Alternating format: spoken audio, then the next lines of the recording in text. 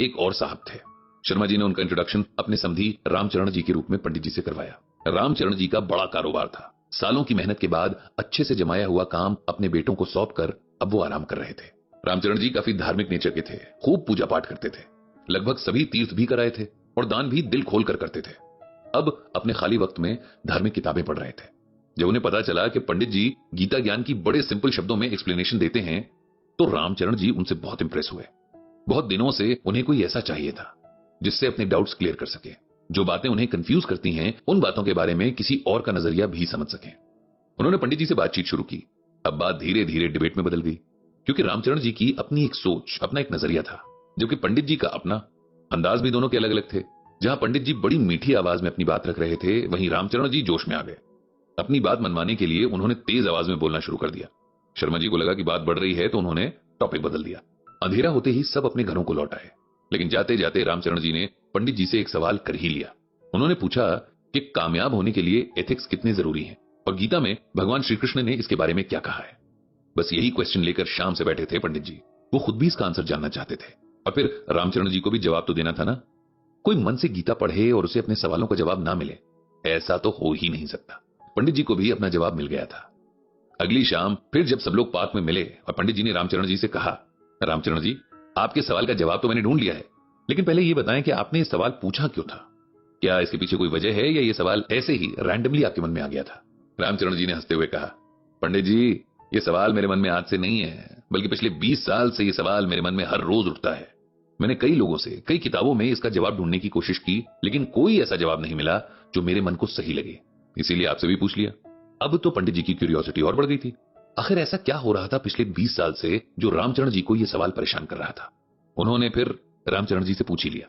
अब रामचरण जी ने जवाब में एक पूरी कहानी सुनाई। बात तब से शुरू होती है जब रामचरण जी ने अपना सर्जिकल इक्विपमेंट्स का काम शुरू ही किया था। उन्होंने एक बड़े प्राइवेट हॉस्पिटल के सामने एक दुकान किराए पर ली थी। शुरू में बिजनेस बहुत स्लो था, क्योंकि हॉस्पिटल्स के पहले से ही पुरानी सर्जिकल शॉप से कॉन्ट्रैक्ट्स थे। वो सब वहीं से सामान खरीदते थे। काम के सिलसिले में पंडित जी ने हॉस्पिटल्स आना जाना शुरू कर दिया था। वे घंटों इंतजार करने के बाद डॉक्टर्स से मिलते, उन्हें अपने काम के बारे में बताते और ऑर्डर्स की उम्मीद लगाते। धीरे धीरे उनकी मेहनत रंग लाने लगी थी। हॉस्पिटल के अंदर डॉक्टर्स से उनकी दोस्ती होने लगी थी और उन्हें ऑर्डर्स मिलने लगे। शहर के सभी बड़े हॉस्पिटल्स में रामचरण जी अपने काम के सिलसिले में जाने लगे थे। हॉस्पिटल्स को जिंदगी बचाने वाली जगह माना जाता है। डॉक्टर्स को तो हमारे यहां भगवान का दर्जा दिया जाता है, लेकिन कई हॉस्पिटल्स जिंदगी का सौदा पैसे से करते हैं। वहां इंसान की जान की कीमत उसके बैंक अकाउंट में जमा पैसों से तय होती है, और कुछ डॉक्टर्स भी इस खेल में शामिल रहते हैं। रामचरण जी की दुकान के आगे जो हॉस्पिटल था, उसके हालात तो और भी खराब थे। इलाज के नाम पर लोगों से खुलेआम लूट खसोट की जाती थी और उसके बाद भी सही से इलाज नहीं किया जाता था। दिखावे के लिए चमचमाता हॉस्पिटल, बड़ी बड़ी डिग्रीज और एक्सपीरियंस वाले स्पेशलिस्ट डॉक्टर्स और 5 स्टार होटल्स वाली फैसिलिटीज मौजूद थी, लेकिन जो उस जगह की मूल भावना होनी चाहिए थी, यानी ह्यूमैनिटी और सेवा भाव, वही गायब था। इस सबके बावजूद वो हॉस्पिटल हर दिन तरक्की कर रहा था। उसके ओनर्स पैसों में खेल रहे थे और यही सब देखकर पंडित जी के मन में यह ख्याल आता था कि एथिक्स को किनारे रखकर भी ये लोग कितने सक्सेसफुल हैं। सब लोग इनका सच जानते हैं, लेकिन कोई कुछ नहीं कहता। सबने इसे एक्सेप्ट कर लिया है। हर सुबह जब भी मैं इस हॉस्पिटल को देखता था, मेरे मन में बस यही सवाल आता था कि इतना अन्याय होने के बाद क्या ईश्वर न्याय करते हैं? क्या बिना अपने एथिक्स को छोड़े इंसान सक्सेसफुल नहीं हो सकता? अगर ऐसा है तो हमारा धर्म हमें यह क्यों सिखाता है कि हमें हमेशा सही रास्ते पर ही चलना चाहिए? इतना कहकर रामचरण जी चुप हो गए। पंडित जी को अब उनकी सारी बात और उलझन भी समझ आ गई थी। रामचरण जी को जवाब देते हुए पंडित जी ने कहा कि आपका सवाल एकदम सही है और ये किसी भी सेंसिटिव इंसान के मन में उठ सकता है।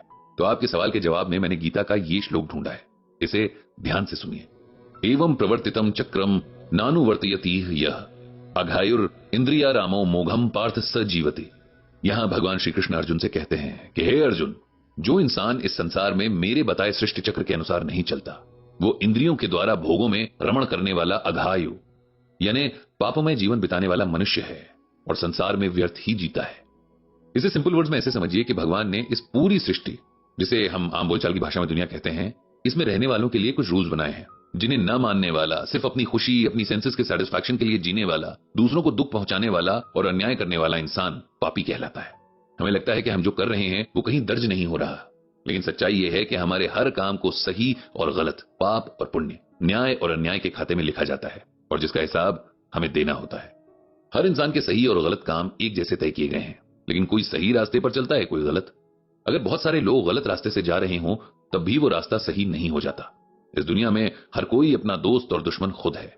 हम अपनी जिंदगी के रास्तों में फूल और कांटे खुद बोते हैं अपने कर्मों के हिसाब से। अगर आज हमारे बुरे कर्मों का फल नहीं मिल रहा या हमारे बुरे कामों के बावजूद हमारे साथ अच्छा हो रहा है, तब इसका मतलब यह है कि हमारे पिछले अच्छे कर्मों का असर अभी बाकी है। लेकिन कहीं हमारे बुरे कर्म भी दर्ज हो रहे हैं और उनका फल भी जरूर मिलेगा। यह हर वक्त इंसान को याद रखना चाहिए। यह बहुत बेसिक सी बात है, लेकिन अगर हर कोई इतना भी ख्याल रख ले तो ये दुनिया स्वर्ग बन जाए। पंडित जी की बात से रामचरण जी को अपने सालों पुराने सवाल का जवाब मिल गया था। उन्होंने तय किया कि जितने दिन भी इस शहर में हैं, रोज पंडित जी से मिला करेंगे और गीता ज्ञान पर चर्चा किया करेंगे। इस